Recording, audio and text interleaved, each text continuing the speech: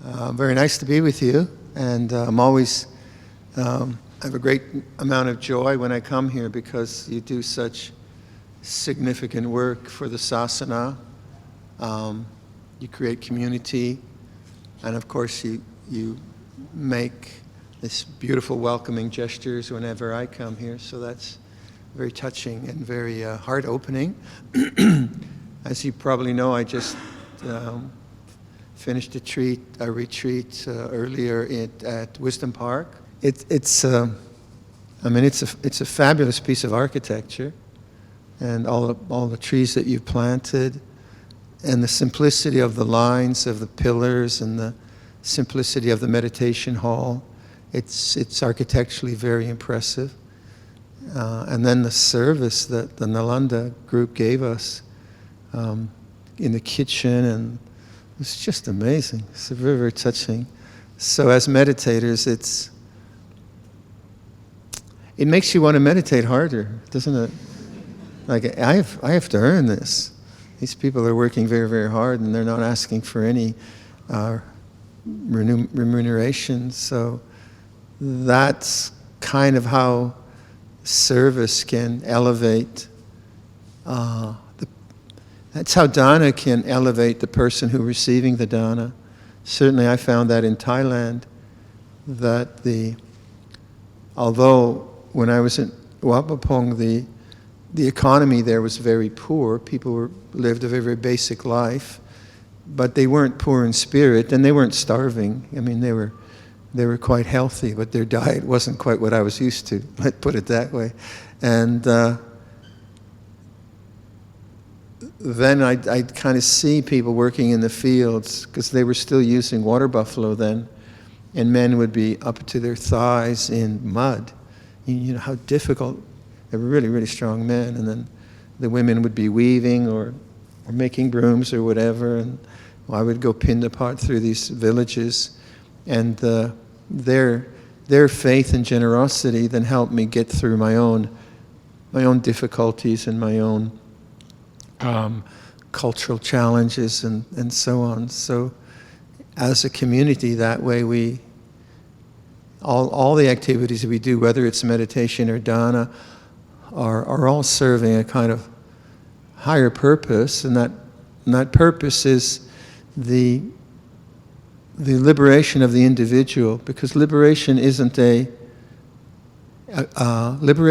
communal activity. You can't liberate the mind as a group. You have to do it individually, obviously. That's self-evident.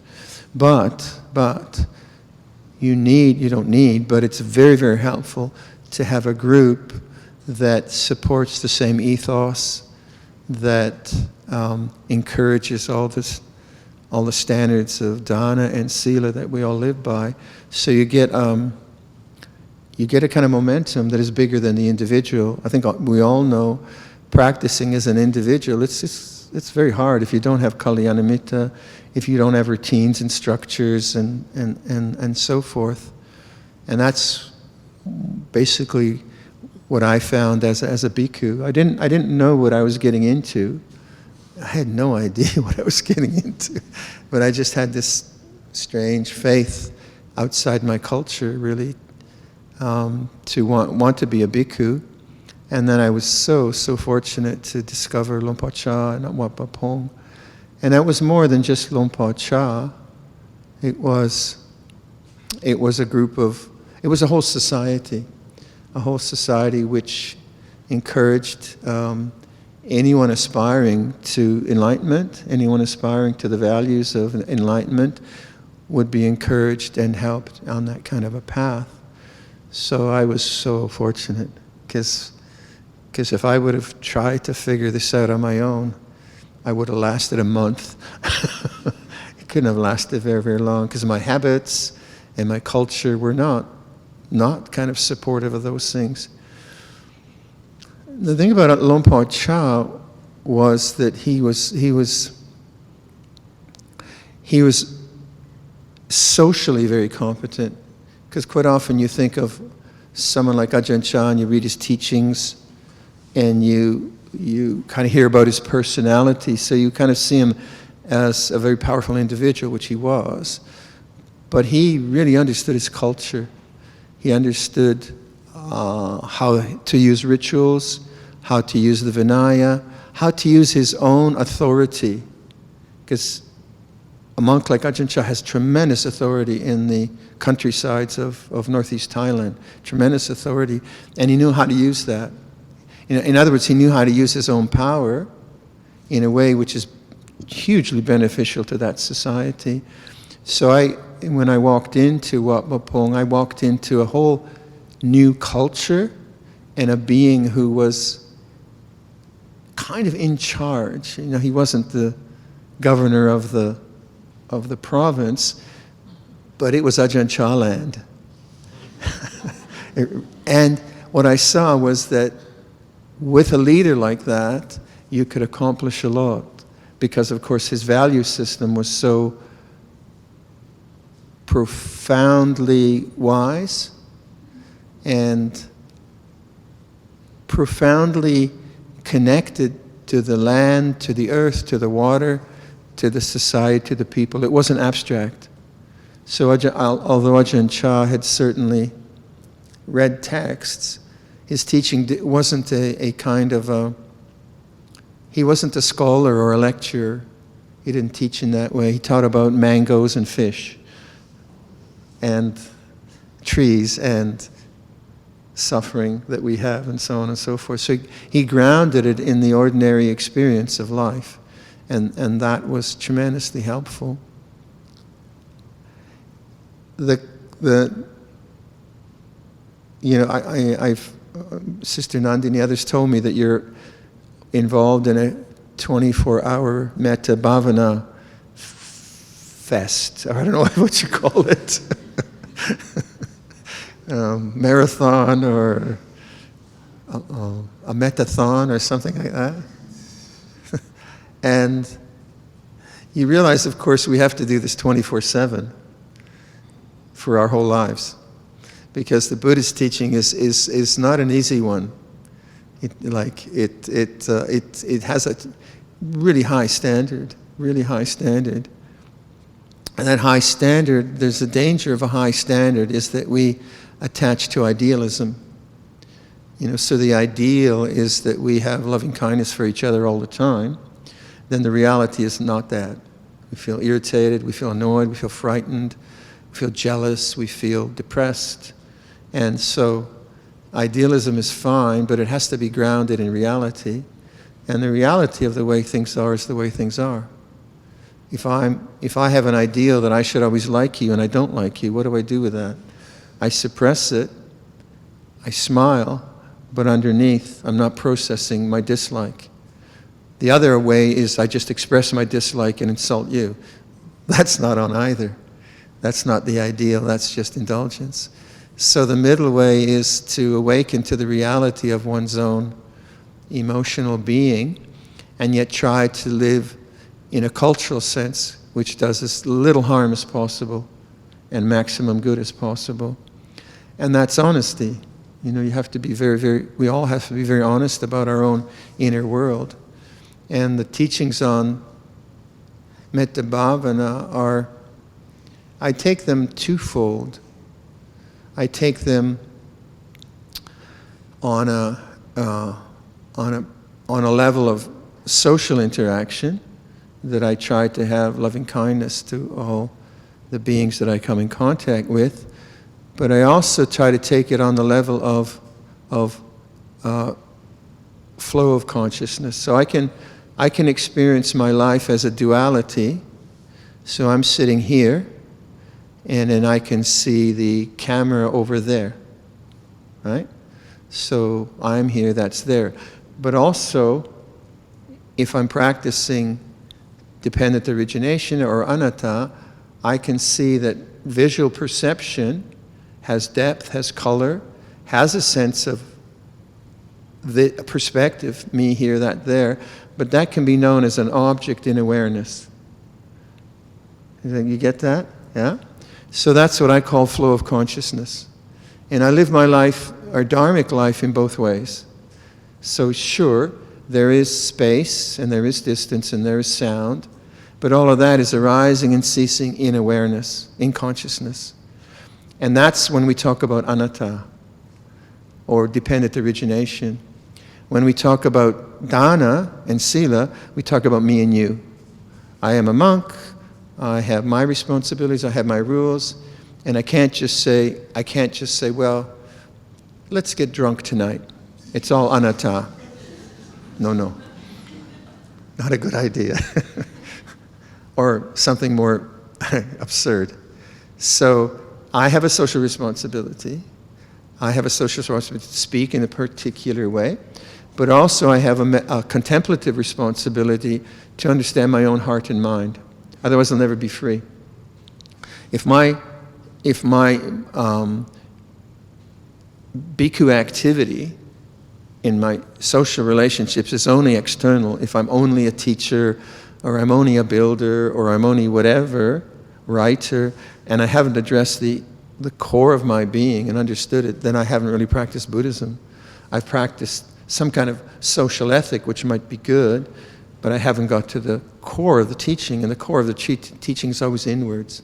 So we have this outward side of our lives. I relate to you here, and I try to do my best, you try to do your best, and then I have the inward side, which is, how am I reacting now? What's going on inwards? And you can do both. We do both, don't we? Otherwise, you'd just be, very indulgent. So, like if someone were kind of, let's say, take a gross example. When I started to teach outside of Thailand, and I would kind of I used to take invitations to go anywhere, because we had to kind of get to be known. And I regretted a lot of those invitations, because I ended up once, it was a technical college in London, and I didn't know what I was getting into. And I walk into this technical, and it's one of those lecture halls that go up, right? So I walk in this lecture hall, and everyone's above me. And I'm used to down below, what's going on? And then I noticed at the back row, there were like 5 or 6 guys with their legs up on desks reading newspapers. I said, this isn't good. This is not looking good at all. And so I had to be very strict and so on. And then during that talk, someone challenged me. How do you know? You don't know anything. You're not in the world. You're just a monk. Okay. So not only was there the social engagement, but there was the inner reactivity. Kind of confused or challenged or frightened or whatever. And we all have that, don't we? And you need to do both, obviously. We need to do the best we can socially, but really, really learn about our inner behavior and how to find freedom inside.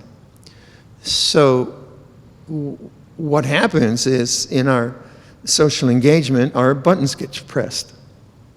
So my bhikkhu proprietary button, how people should treat a bhikkhu, was definitely pressed in that situation. This is not the norm. And now, I didn't have an upatak to kind of beat everyone up and keep them in line.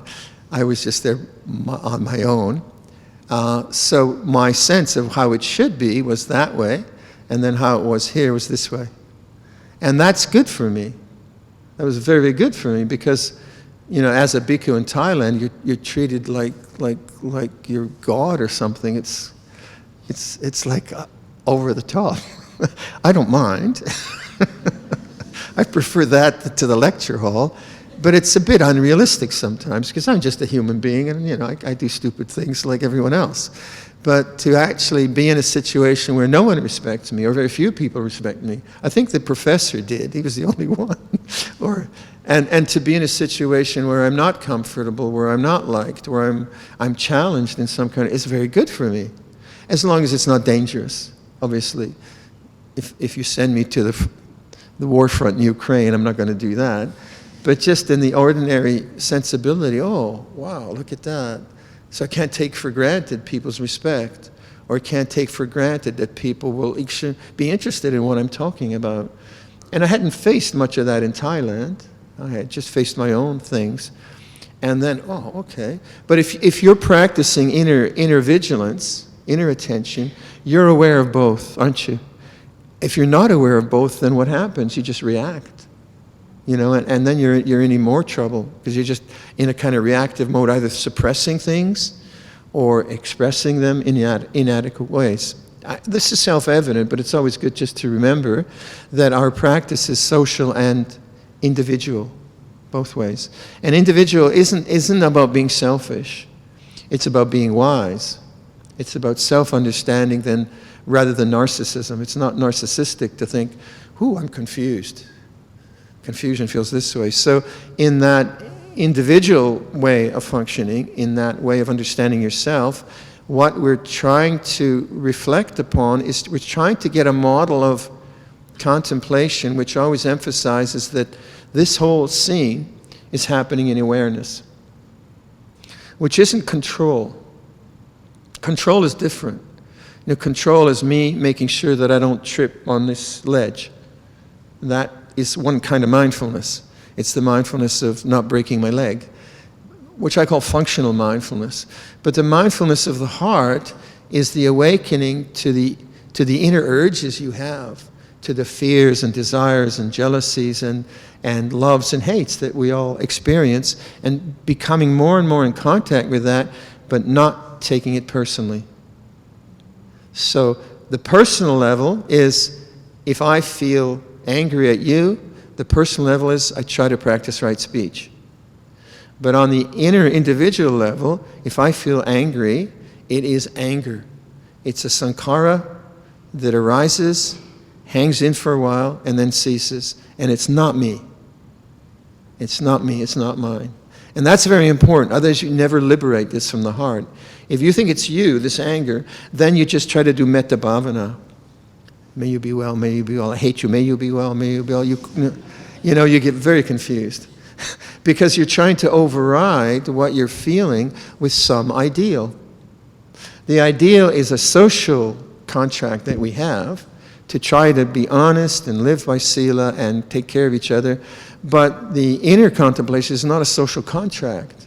It's awareness of change as it arises and ceases, and where's there suffering in that? Where's the suffering come when I do that? And what we all face realistically is we have buttons. Someone can press my authority button, or someone can press my anxiety button, or etc., etc.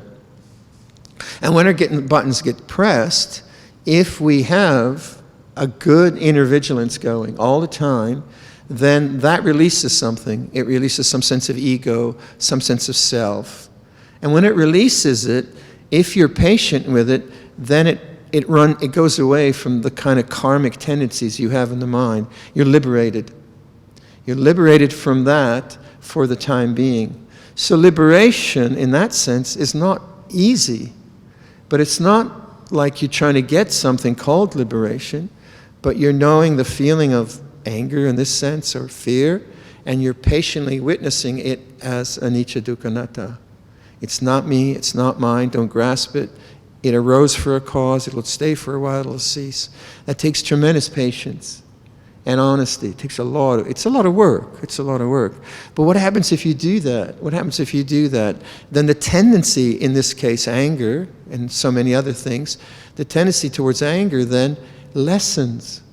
And the tendency towards awareness of Dhamma, sati sampajanya, gets strengthened through your willingness to endure sometimes the unendurable, the difficult. Again, if you have an ideal that you should, that feeling anger, this is, I think, one common misperception people sometimes have, is that non-attachment means you'll never get angry. Hence, I'm doing the anger and I'm attached and I'm wrong. That's not true. Because you don't wake up in the morning and think, I think I'll do anger at around 4:30.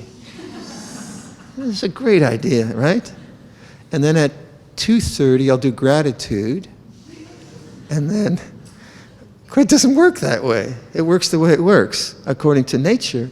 So if anger's triggered in you, it's not your fault.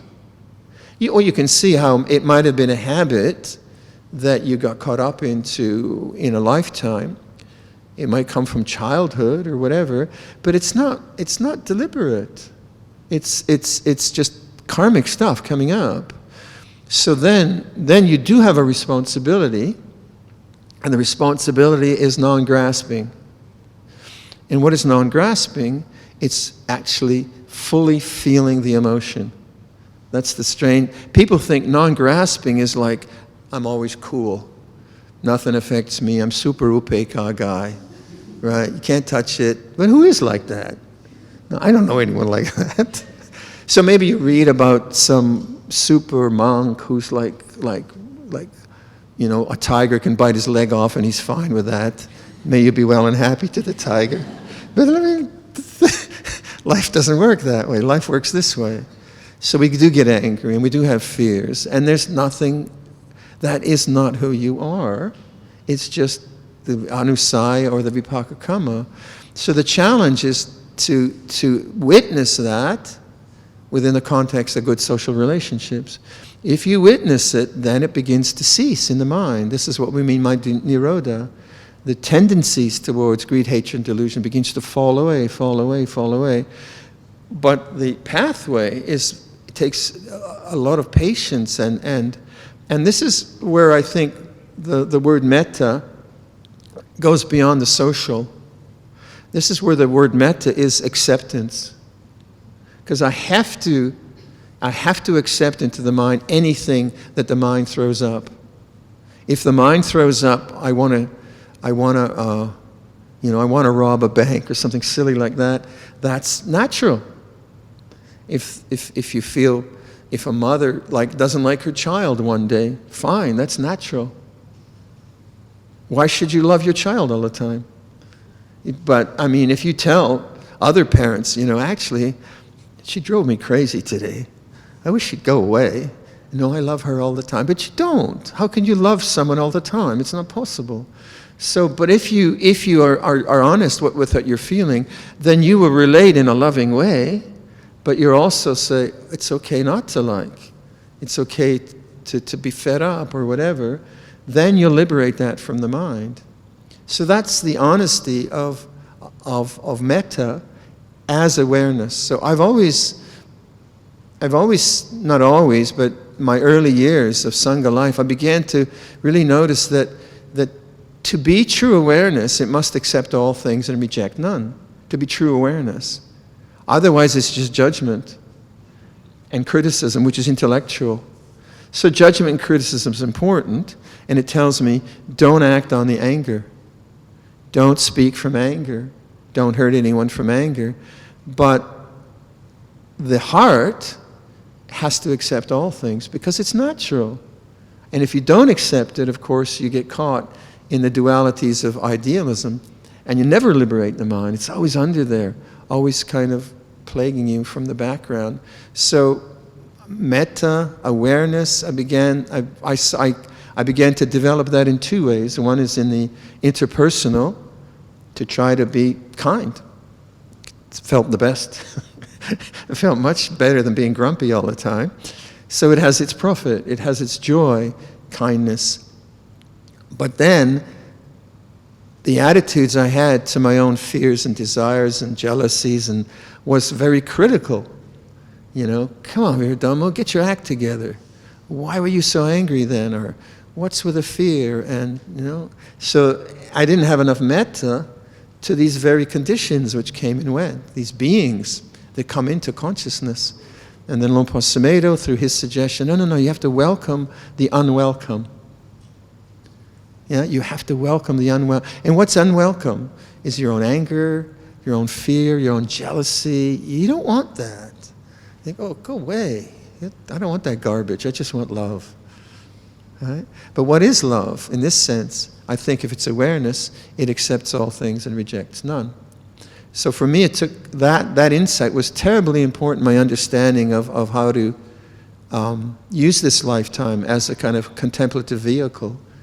And how to understand myself in a way which was accepting. And then, once you've done that, then you can start to gauge, okay, here's anger. What's the thinking around it? Then you start to be really aware. Then you can work with it. So for me, it wasn't like anger was kind of came and went, but the real issue was more around fear and anxiety. That was my major issue. So as I began to accept that into the mind, then I could say, oh, fear feels this way. Then I could investigate it as a bodily sensation, because I wasn't trying to get rid of it. I could see the language that I was creating around the anxiety and fear created more anxiety and fear. I could see the narratives of fear in relation to others and situations. In other words, I began to see the whole package of fear and anxiety as a thing, as an object, changing object, arising and ceasing in consciousness. And that's when I began to unravel the wrong thinking, the wrong narratives that I ran with. And so that the tendencies towards fear and anxiety came up. I would endure them, understand them, feel them in the body. They'd go, until they really kind of ceased in my mind. So I didn't understand that when I started. I just thought, I'm just going to meditate and not have any fear. Good luck, Charlie. It doesn't work that way. So Luang Por Chah, I'd like to be meditating and all these confused emotions, and I'm trying to do anapanasati to get rid of them, control. And Luang Por Chah just shook his head. He says, listen, you've been a hippie for 3 years. You arrive here. You've been here 1 month and you want to be the Buddha. You should, give up. Just endure. And that was what he said. He said, just oton. Is that all I get from the great master? Just endure? He says, well, what else are you going to do? Live a good life, live a socially responsible life, and witness the karma of your mind from not having trained the mind. Okay, and I had great faith in him. So I expected him to give some really cool technique. While you do this and you do that, and then you do this, tweak this, and boing, you'll be enlightened. Oton, endure. And the thing I could see in Luang Por Chah was that he was fearless. And I had a lot of fear, so I thought, wow, if that's what he says I have to do, I'll do that. But also, he was a very loving being. It was interesting, like in male communities, monks, strong men, he could really push us fearlessly, but with love, like a good coach, I would say, on a football team or something. He can really push his students in a way which was much respected by us. And just to return to this 24 hours of metta, to that theme, is you can see really it is a 24/7 operation. Because if I say, okay, I'll just do metta, I think like a couple hours a day should be sufficient. Or if I do 20 minutes in the morning, that's nice. What about the rest of the day? Because if you see metta as awareness of the way things are, it means acceptance, then that has to be developed 24/7. But if you see metta as a kind of technique, you get your list. There's my mom, dad, the dog. Then who do I do? Then I do the neighbors maybe. Then I have to do those enemies too. Okay, I'll do the enemies. And then all insects. Okay, I've got my list and done. Come on. That's just intellectual, right? That's in the thought mind. It can bring you to the heart. But when I relate to you, you are not an abstract. You're a real human being, blood and guts human being. And the thing about Luang Por Chah is you could see he was with each person he was with, in the moment with the person. And they weren't some abstract thing. Have ever any of you heard the Dalai Lama speak or been with him? He's a great inspiration to me. He's just the most fabulously ordinary, loving being. His love of humanity it's like Uncle Dalai Lama. It's like the uncle that you've always wanted. And he gave a talk in Auckland. I was I was there. And this is way back in from me, 1987. And he said something. He said, compassion is the method. And I hadn't thought of it that way. It's the method. Sometimes if we see these hard things as a practice, right? It's a kind of thing you do, like eating durian. It's a kind of, but as a method, then, when I can accept the way things are, my own fears, then that's compassion. It's the method. And then because in stream of consciousness, I'm emphasizing that rather than the negativity that comes there, then stream of consciousness becomes imbued with compassion. It becomes compassionate.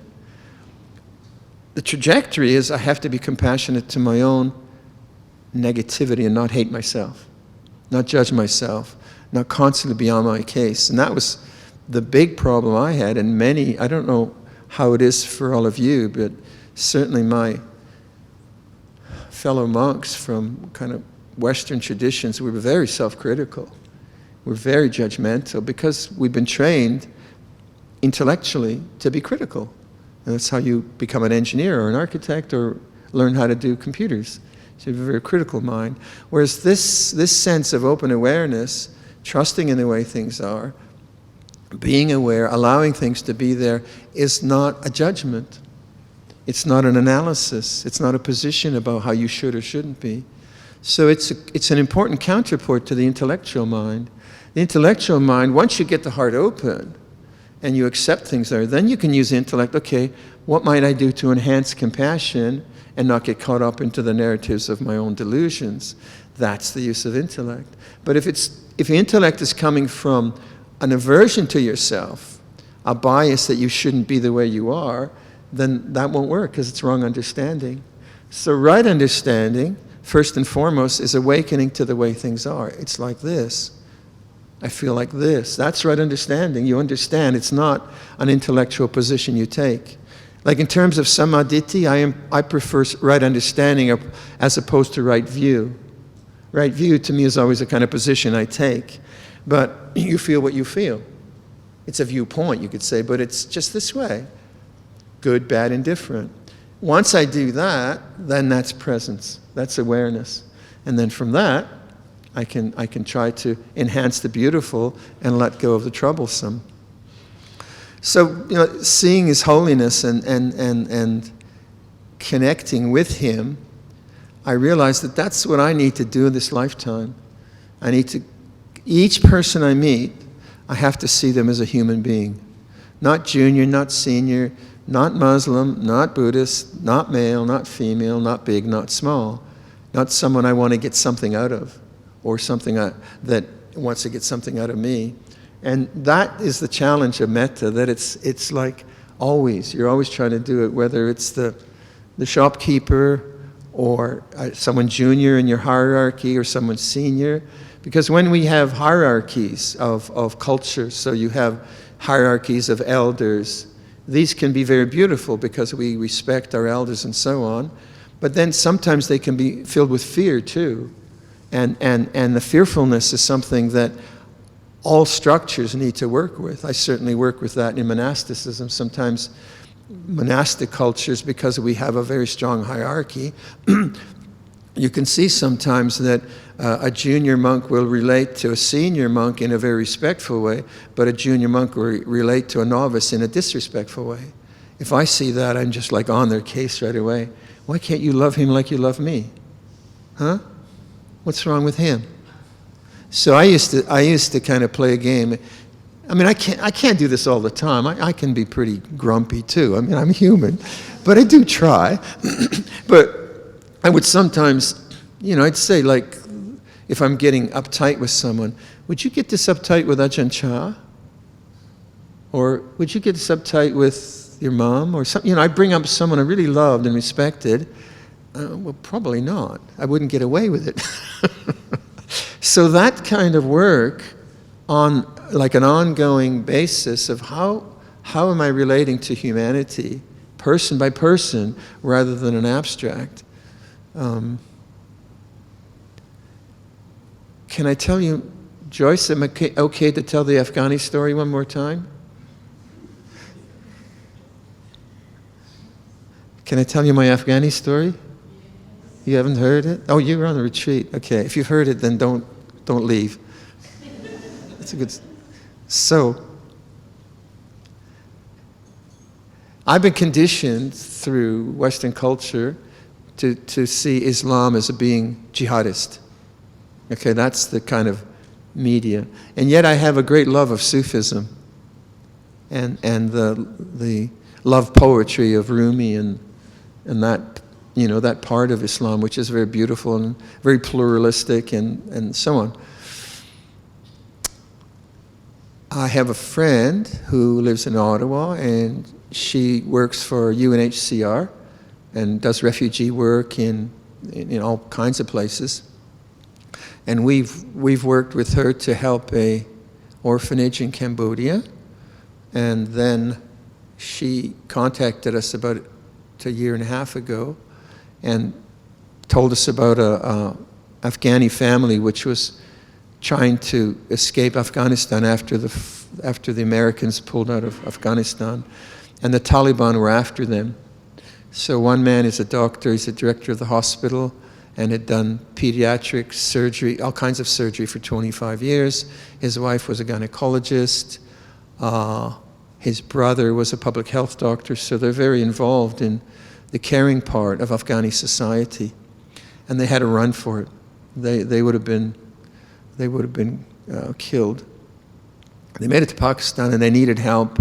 And eventually, we were part of the fundraising group, and we got them to Canada, and they got refugee status, and they got set up really, really nicely in Canada.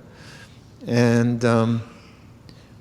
then we thought, well, we should go see them and bring them some food, because monasteries usually get too much good food, thanks to you.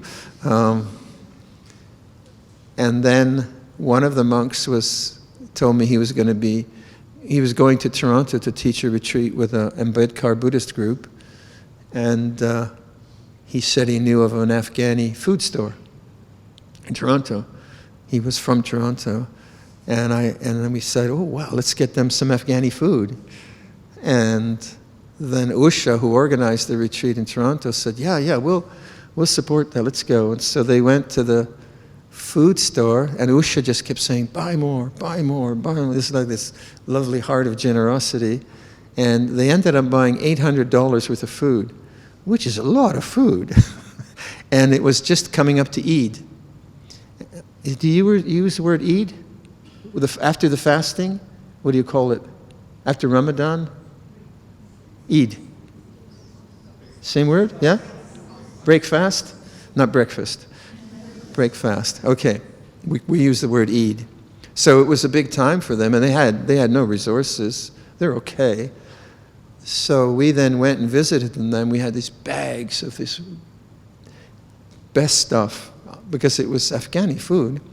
And they were so happy. They were just so happy that I think all of us were in tears. They're like, it was just so lovely, this kind of union of two cultures but no culture, right? So then they invited us for a meal. And we said, oh, okay. And we decided to eat at the table, because we didn't want to walk in with our alms bowls and they, what are you? Huh? And so we sat at table, and the women were serving and the men were there, and we had this lovely, interesting discussion. And we wanted to get some kind of religious dialogue going without becoming, dogmatic and doctrinal. And they certainly weren't of that nature.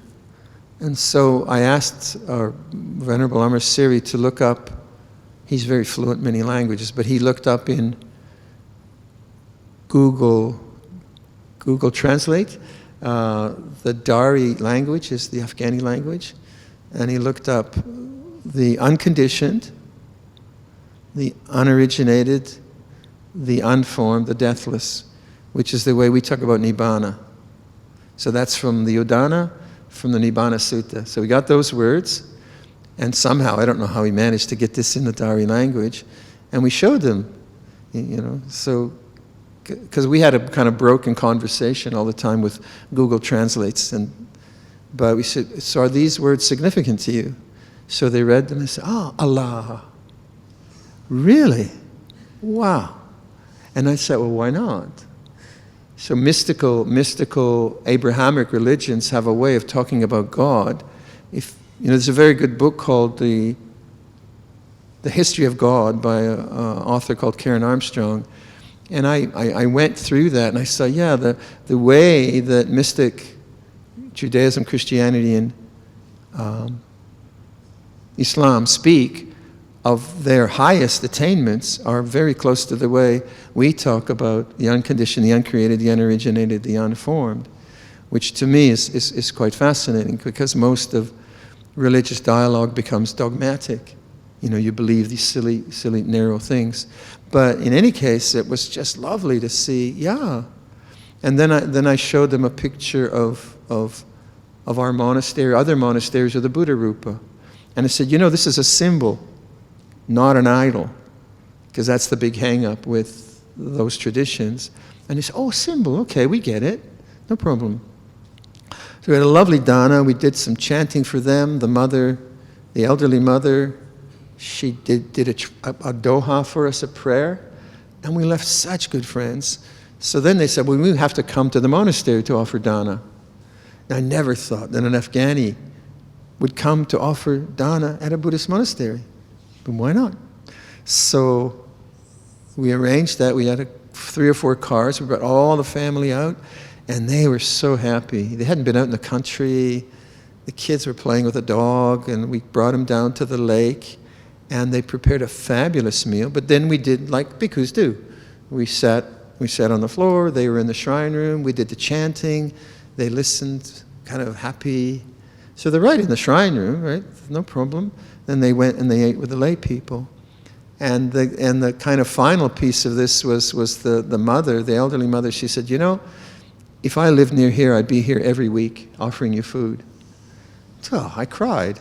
Yeah? And so there, the kind of the biases we can have and the fears we can have around. And I realized that I had a lot of hidden prejudices because of all the information I had, which was part of the story, but it wasn't the whole story. Because the whole story is you and I relating to each other rather than my preconceived notion of who you are. And I found that a kind of important kind of lesson in my own life. So metta bhavana, it's a very, very profound word. It's not just a technique. It's a deep word about understanding yourself and then relating to others. And then when you can't relate to others from metta bhavana, if you go away to your own space, you say, that didn't feel right. I was too controlling. I was too submissive. I was whatever. That didn't feel right. And you go back to that feeling with kindness.